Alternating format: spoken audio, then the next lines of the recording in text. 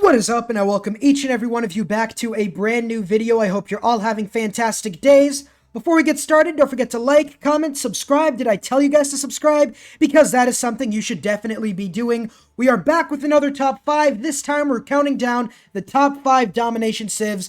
Now before we get started, yes, it is different from my top 50 civilizations that I did. Even though I did favor domination heavy in that series, I feel like looking at a solely domination perspective changes things up a little, and I'll get into that in a minute. But let me just say that domination is by far the most civilizations lean towards a domination victory. Most civilizations in this game have domination bonuses to combat, which leads to them getting easy in domination. So for example, somebody like Catherine gets an early +3 production thanks to her unique ability from just diplomatic visibility.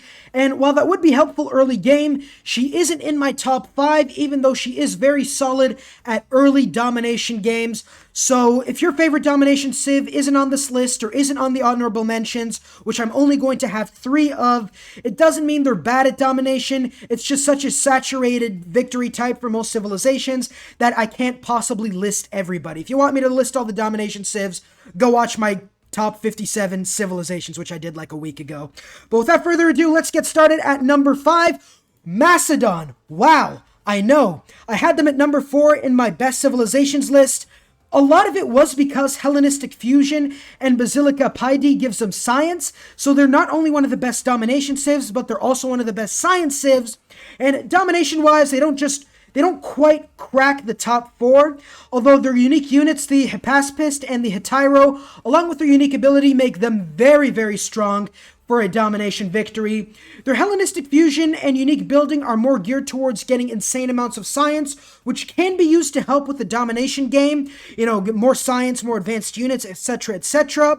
But when it comes to just a purely combat domination perspective, their unique units are good, but not great, if that makes any sense. They do have 2 of them in the same era, but if you want to get the most out of Macedon, there is a lot of setup. You do have to get your unique encampment. You do have to get your unique units. You need enough gold to upgrade them. So there is a lot of setup, but if you're able to do that without a hitch and you have iron and horses nearby, they can easily be the best domination civ in the game.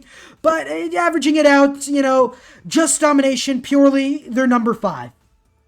Number 4, we have Suleiman of the Ottomans. Yes, Suleiman is an incredibly strong domination civ. His unique governor is absolutely incredible. His unique Great Turkish Bombard, the Ottoman ability, gives him a massive production towards siege units, combat strength against district defenses, and conquered cities do not lose population, and the amenities and loyalties is absolutely insane. What you want to do, you want to get swordsmen, you want to build encampments as Suleiman, you want to get the great general you get from building encampments and barracks, get a few get a few catapults, get those catapults, build them quickly. With your great general, they're going to be able to move, completely eliminate walls in one attack, and your swordsmen and archers should even be able to combat crossbowmen effectively. Although if you do the strategy right, you should not have to face crossbowmen. And the good news is your swordsmen upgrade into janissaries, and I haven't played the Ottomans in a few months, so I don't know if they get the free promotion while upgrading, although I do remember getting like 2 promotion swordsmen, upgrading, and then getting a promotion to the 3rd promotion or even the 4th promotion sometimes. So the Ottomans, they're just mesh so well with their abilities. Their unique governor, the Grand Vizier, gives them massive bonuses, which helps with their swordsman units and their Turkish bombards. The bombards work on catapults, which will upgrade into actual bombards, and the swordsmen upgrade into actual janissaries. So by the time the Renaissance era comes around, even if you didn't do that much conquering, maybe you got 1 or 2 cities in the classical era, you will steamroll the map. Janissaries are so underrated, it is insane. They're so cheap, so easy to upgrade, so easy to build, and keeping population in the cities as well as loyalty lets you completely just start pumping out infrastructure and even more units in those conquered cities, which is why I have the Ottomans at number 4. Number 3, we have Tamiras of Scythia, one of the best early game domination civs by far. The Killer of Cyrus gives you 5 combat strength when attacking wounded units, which happens most of the time, and you get 30 hit points from killing a unit. That is absolutely insane. Getting those hit points allows you to continue pressing the attack and not stopping to heal with Tamiras. Then you have People of the Steppe. You receive 2 units for the price of 1. Not only is that cheaper production-wise, but that is also cheaper resource-wise. You're going to need less horses to build your unique unit and your horseman units. And the Saka horse archers, they're decent. For movement and a range of 1, they're really not the best units because they have to get in melee range, and that could be, like, very, very difficult. But the fact that you have survivability with your Killer of Cyrus ability and the combat strength against wounded units means they're a lot less vulnerable than they would be otherwise. The Kurgan does help you get an early pantheon, maybe get religious settlements. They do also come in animal husbandry, so you get them very, very early on, the first tech in the game. But the fact that you get double the light cavalry units and you get a massive boost when it comes to survivability and combat strength leaves Tamiras as the number 3 civilization for domination. Number 2, we have Grand Colombia, Simon Bolivar, and I mean, my God, when this guy came out, I could not believe my eyes. I thought I was dreaming, even jumped off a few cliffs just to make sure I wasn't dreaming. Commandante Generals, absolutely incredible. The unique bonuses you get will help you when it comes to the Llaneros. Somebody corrected me in the comments. And the Hacienda is actually pronounced Hacienda, and it gives everything you need: gold, housing, production, food, more production, more food. It is absolutely insane, the best unique improvement in the game, and we haven't even gotten to their best ability, their civilization ability. Not even going to try to pronounce that out of respect for my Latin friends. You get 1 movement to all units, and promoting a unit does not end that unit's turn. Oh my God, the 1 movement, everything, builders, settlers, you'll get super fast settlers. Your horsemen will get 6 movement speed with a great general. The Commandante General doesn't give speed anymore, but with a great general, you will get 10 combat strength. Imagine Himiko with Grand Colombia. Oh my God. Absolutely insane. And then the Llanero is a massive unit, no low maintenance cost, 2 combat strength for every adjacent Llanero, and fully healed when a Commandante General pops its ultra active ability. Combine all that, you have Simon Bolivar and Grand Colombia at number 2. Before we get to number 1, let's look at the honorable mentions, who cracked the top 3 honorable mentions but weren't good enough to crack the top 5. Number 1, we have Genghis Khan of Mongolia. His Mongol horde gives him massive combat strength and ability to steal enemy cavalry units.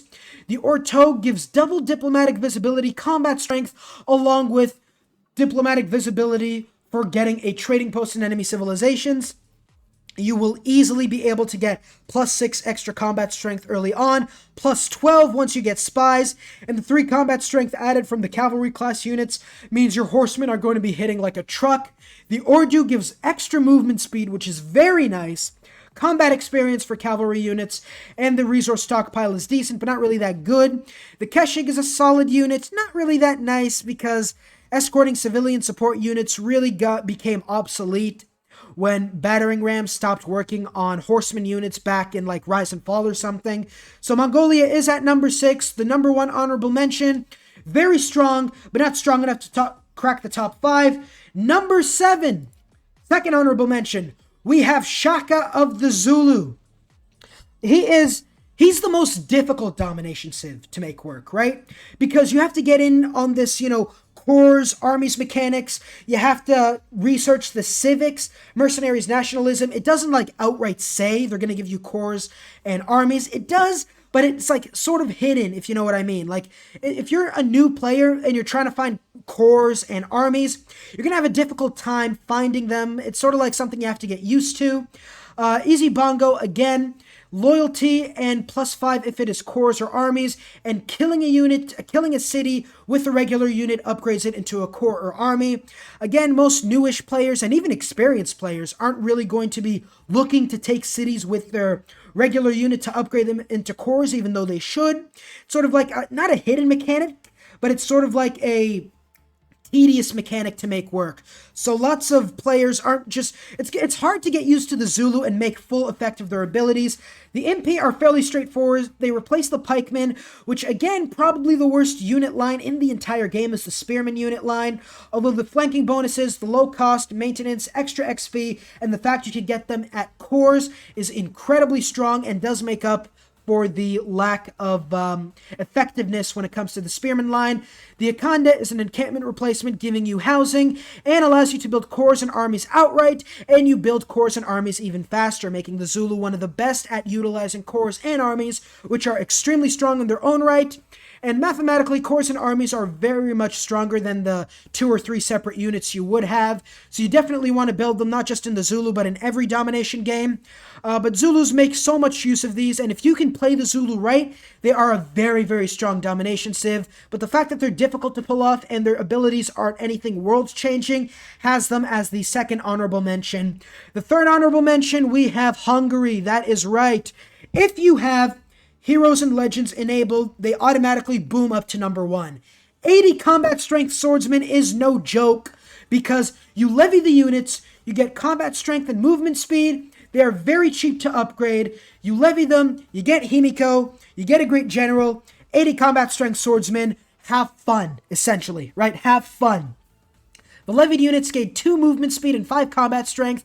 They're much cheaper to upgrade, and if you have levied troops from a city-state, you also get 2 envoys, which means the enemy is really not going to be able to steal that city-state back, therefore, giving your units back to the city-state. If you're a suzerain of a city-state and another civilization gets suzerainty or prevents you from getting suzerainty by putting in envoys, you will lose the suzerainty and you will lose the units as well as the resources you put into getting those units. You also get 2 unique units instead of 1 that are at the same upgrade line. First things first, the Black Army replaces the Courser, and it upgrades into the second unit, the Hussar. So Black Army gives you 3 combat strength for each adjacent levied unit. Oh my god. The Hussar gives you 3 combat strength for every alliance. Not really that strong, because you have to think that in a domination victory, you're not getting too many alliances. Maybe 1 or 2, so a little bit stronger of a unit. Nothing to sneeze at, obviously. Cavalry are just good units in general, but Black Army definitely outclasses the Hussar. The thermal bath is incredible, giving you amenities, tourism, and production extending to 6 tiles within the city, or within the thermal bath. So if you build a thermal bath, every city within 6 tiles gets 2 production, and if you have multiple thermal baths, the production stacks up. Pearl of the Danube allows you to build districts when across a river from a city center, which gives you massive production boosts towards districts, and really not that hard of a ability to make use of. Add all of this together, Matthias Corvinus he's a really good all-around civ, very good at domination victory, which is why he's at the 3rd honorable mention spot. If you play Heroes and Legends and get Himiko, who gives 10 combat strength and movement to all of your units, he automatically shoots up to number 1. Nobody is better at him in Heroes and Legends game mode. Nobody's better than Hungary in Heroes and Legends game mode at a domination victory, but normally we are going to put him at number 8, the 3rd honorable mention. Now drumroll for number 1! I don't even know why I'm trying to hide the fact. It's Babylon. It's Babylon. Not even close. It is Babylon. Babylon is, oh my god. You want to know how to play Babylon? Let me show you. Get archery. Build 3 archers. Upgrade 2 crossbowmen. Build 2 bombards. Profit. It's just so simple. When you get a Eureka, you get all the technology. You get that technology. Even if it is in the information era and you are in the first turn of the game, if you somehow get a Eureka, you are going to be able to get that technology. You easily just shoot up in the tech tree, and while it might seem like they're good for a science victory, they're not, because you're not really going to be able to get Eurekas for the later spaceship techs, and you get a negative 50% science modifier, so it is much easier to use them to get advanced units and steamroll your way throughout the map. Your unique watermill replacement, the Palgum, gives you so much food and production and housing. It's absolutely insane. Your unique unit is decent. It's a cavalry killer. It's a spearman without the spearman's negative swordsman combat strength, if that makes any sense. So this unit can hold its own against swordsmen and completely outclasses cavalry units. It also has 3 movement speed and sight, which is very nice for scouting purposes. Not too good. You really shouldn't be using these units in an early rush. But they're pretty solid in their own right. Your leader ability gives you an extra building whenever you build a specialty district for the first time. And you also get an envoy when you create any other district like an aqueduct or a dam for the first time, which is very, very nice. So all of that together, Babylon being able to get Eurekas and getting free technologies puts them at number 1. Come at me when there is another civilization that can counter bombards and musketmen in the classical era. Spoiler alert, you can't. That is going to be it for my domination list. We are coming out with a top 5 culture list tomorrow, followed by religion, and followed by diplomacy the next day. If you guys enjoyed, feel free to leave a like on the video and subscribe to the channel. We are absolutely exploding, and I appreciate each and every single one of you subscribers, each and every one of you who not even subscribe, like just watching my channel definitely gives me a lot of support. And yeah, without further ado, I will see you all in the next video. Peace.